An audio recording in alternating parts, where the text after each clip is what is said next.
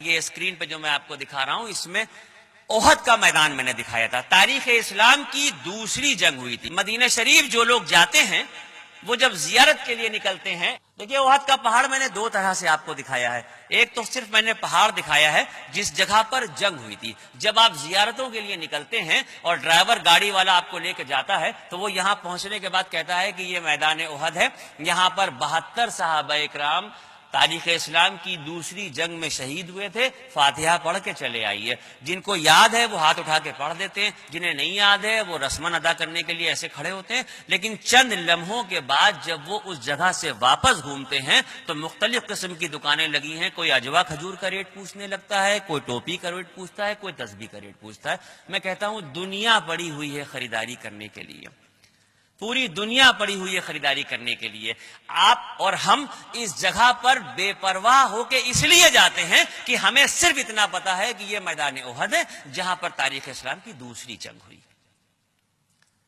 لیکن یہ تاریخ کی وہ جگہ ہے کہ آپ صلی اللہ علیہ وسلم کی پوری زندگی میں یہ ایک ایسی جنگ تھی کہ جس میں آپ صلی اللہ علیہ وسلم کے دندان مبارک شہید ہوئے تھے۔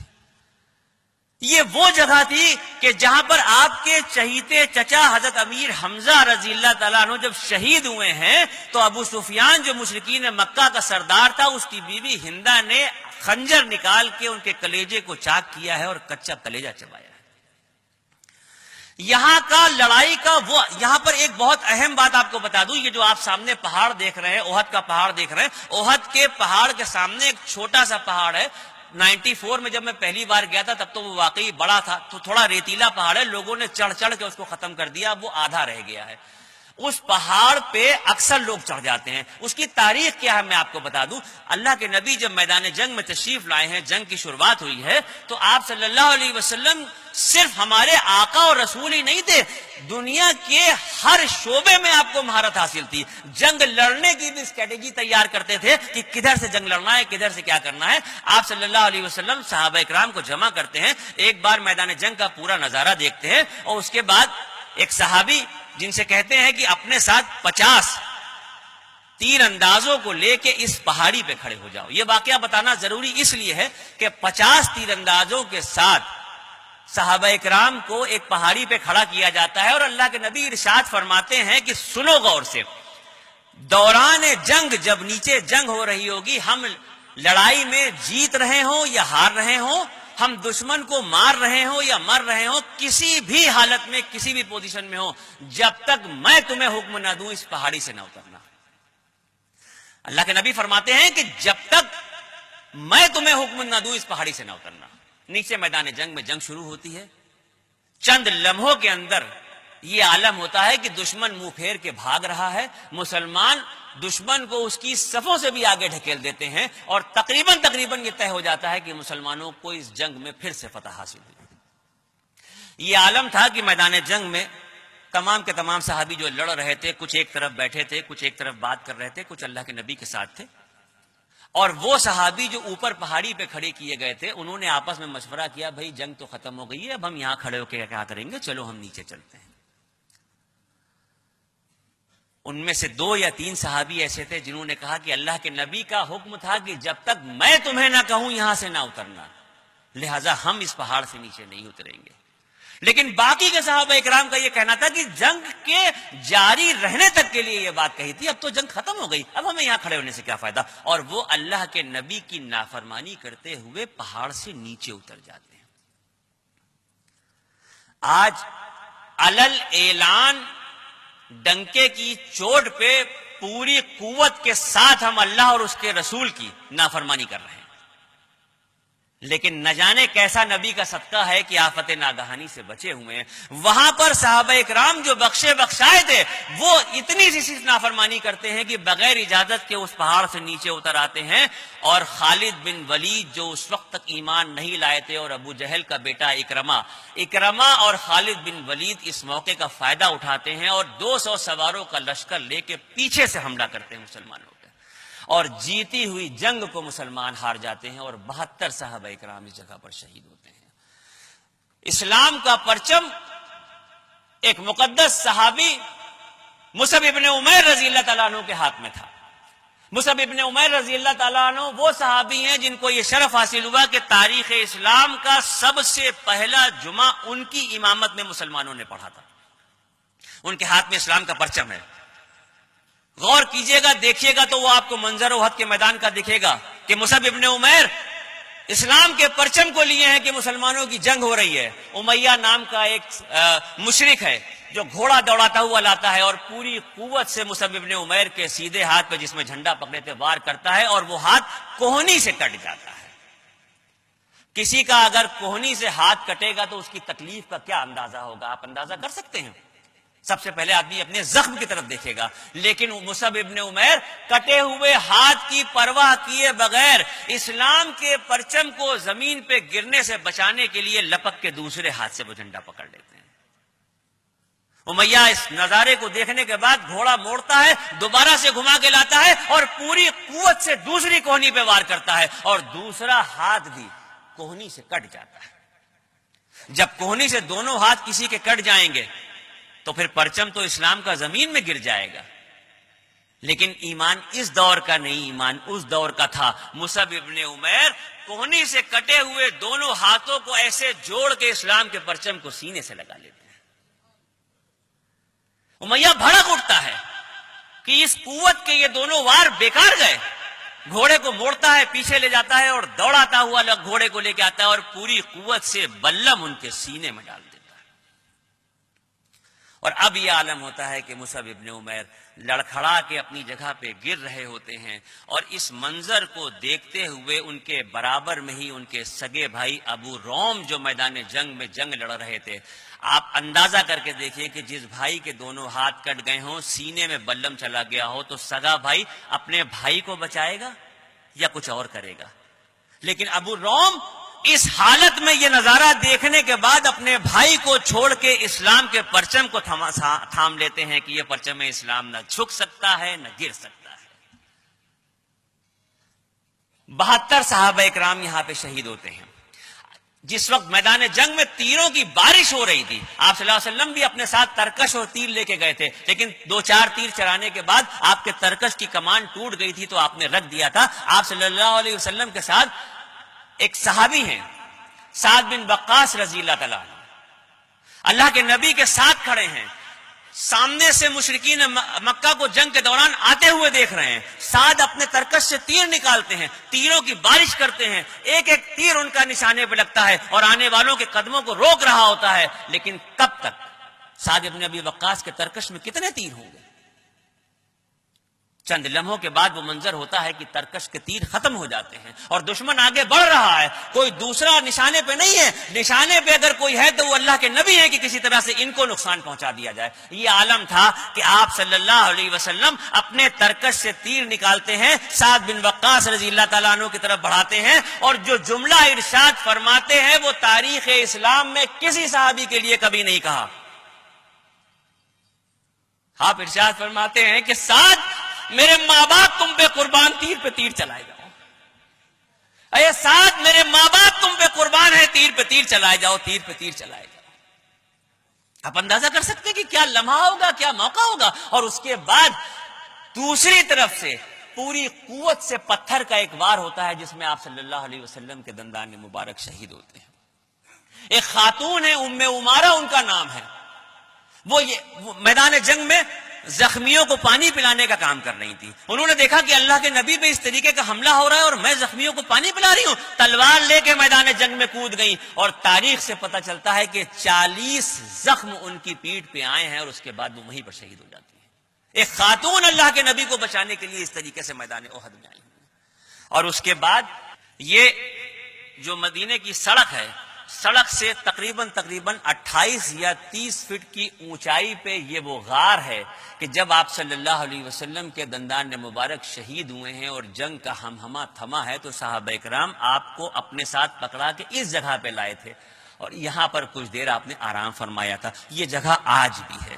جن لوگوں کو خلش ہوتی ہے، جستجو ہوتی ہے، وہ ڈرائیور سے خوشامد کر کے، کیونکہ احد کے پیچھے کی طرف کا یہ حصہ ہے، ہر آدمی جانتا نہیں، ہر آدمی پہنچ نہیں پاتا. میں چونکہ بیان کر رہا ہوں وہاں کا، لہذا ایمانداری کے ساتھ چاہتا ہوں کہ آپ کو ایک ایک چیز بتا دی جائے. آپ میں جوش ہوگا، جذبہ ہوگا، رسول سے عشق ہوگا تو ڈھونڈ کے یہاں پہ پہنچیں گے آپ. میدان احد کے بعد تیسری تاریخ اسلام کی جو جنگ تھی وہ جنگ خندق کے نام سے تھی. اور جنگ خندق سے پہلے مشرکین مکہ کا یہ پیغام آیا تھا کہ وہ اپنی تاریخ کا سب سے بڑا لشکر لے کے آ رہے ہیں. بدر میں 1000 آئے تھے، احد میں 10,000 آئے تھے، اور خندق میں تقریباً 22 سے 24,000 کے قریب مشرکین مکہ لڑنے کے لیے آئے تھے. جو موقع مسجد نبوی کی تعمیر کے وقت کا تھا، جو جملہ آپ نے اس وقت ارشاد فرمایا تھا، وہی جملہ آپ نے اس وقت بھی دوبارہ دہرایا کہ کسی اور کی طرف بھروسہ نہ کرو، اپنے بازوؤں پہ بھروسہ کرو، اور آؤ ہم خود مل کے اس خندق کی کھدائی کرتے ہیں. اور 20 میل لمبی 10 میٹر گہری خندق کھودی گئی اس جگہ پر جہاں پر آپ یہ نظارہ دیکھ رہے ہیں. آج اس جگہ پر اس مسجد کی تعمیر کر دی گئی ہے، کیونکہ اس زمانے میں اس خندق کو کھودنے کے لیے آپ صلی اللہ علیہ وسلم نے الگ الگ 7 ٹکڑیاں بنا دی تھیں. ایک حضرت ابو بکر کی تھی، ایک حضرت عثمان کی تھی، ایک حضرت علی کی تھی، اس طرح سے تھی. تو وہ جنگ کے بعد ان کے نام سے چھوٹی چھوٹی 7 مسجدیں وہاں پہ بنا دی گئی تھی. مسجد سباتین کہلاتی ہیں، لیکن چونکہ بہت بوسیدہ ہو گئی تھی تو اس جگہ پہ یہ ایک بڑی سی مسجد بنا دی گئی ہے.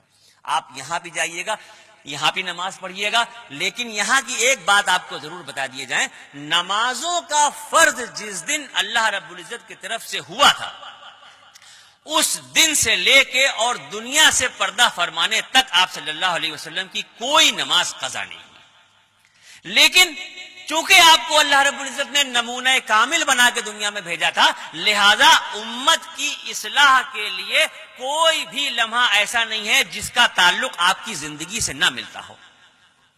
آج اگر ہم قضا کر کے نماز پڑھتے ہیں تو اگر ہمیں یہ پتہ ہی نہ ہوتا کہ نماز اگر قضا ہو جائے تو کیسے پڑھیں، تو ہم کیسے نماز پڑھتے. جنگ خندق کا موقع تھا، آخری دن جنگ خندق میں لڑائی کا یہ عالم تھا کہ دشمن ہر طرف سے مسلمانوں کے اوپر حاوی ہو چکا تھا. اس طریقے سے تیر چل رہے تھے جیسے بوندیں برس رہی ہوں، اس طریقے سے تلواریں چمک رہی تھی جیسے بجلی کون رہی ہو. اور یہ موقع تھا، اس زمانے میں جنگ کے دوران ہوتا یہ تھا کہ آگے مسلمان جنگ لڑ رہے ہوتے تھے، اور جب نماز کا وقت ہوتا تو پیچھے کے مسلمان 1 رکعت کی نماز پڑھتے تھے، اور نماز پڑھنے کے بعد وہ جنگ کے دوران ہی شفل ہو جاتے تھے. پیچھے والے آگے ہو جاتے تھے، آگے والے پیچھے ہو جاتے تھے، اور نماز جنگ کے دوران بھی قضا نہیں ہوتی تھی.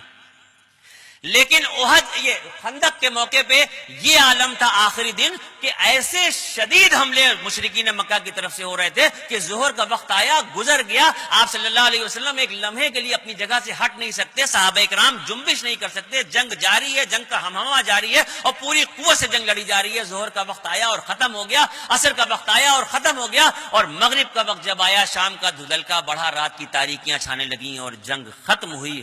اپنے اپنے خیموں میں فوجیں چلی گئیں. تو آپ صلی اللہ علیہ وسلم نے حضرت بلال کو حکم دیا کہ اذان دو، اور ایک اذان اور جدا جدا اقامتوں کے ساتھ چھوٹی ہوئی نمازیں آپ صلی اللہ علیہ وسلم نے پڑھی، اور یوں امت مسلمہ کو بتا دیا کہ اگر کسی عذر معقول کی وجہ سے تمہاری نمازیں چھوٹ جائیں تو تم چھوٹی ہوئی نمازوں کو اس طرح سے پڑھ لو.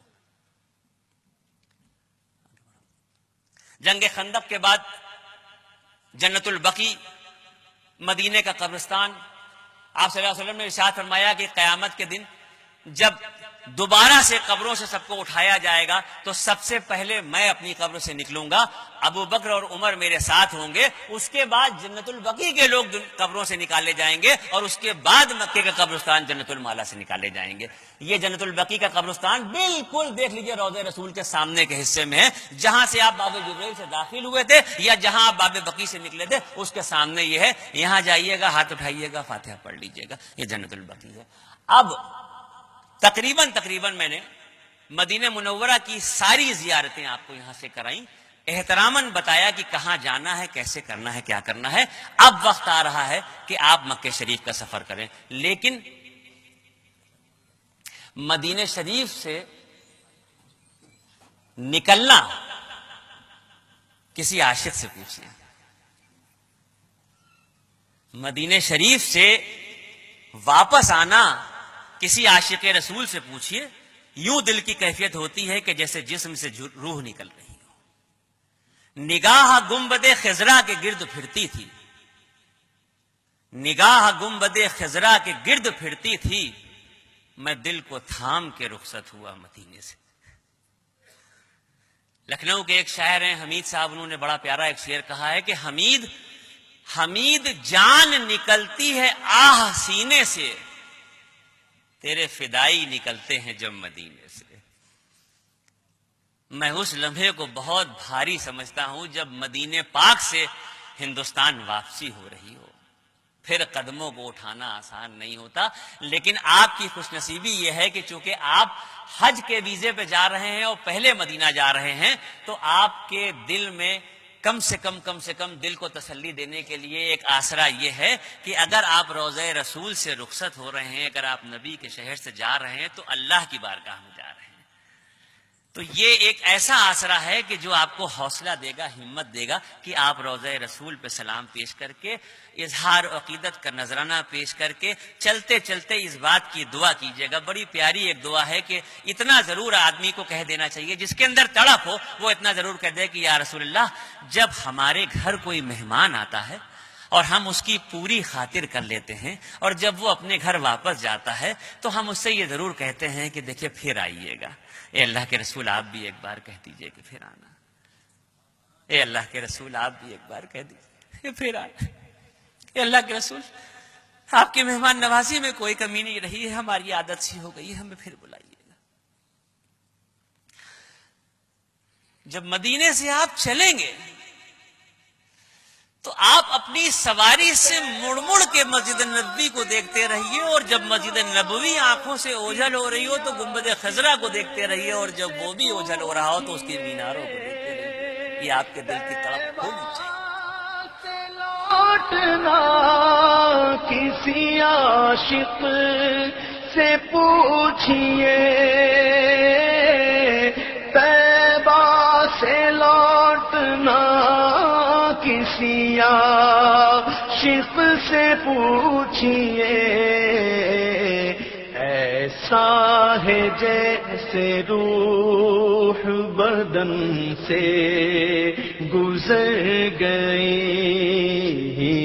ایسا ہے جیسے روح بدن سے گزر گئی۔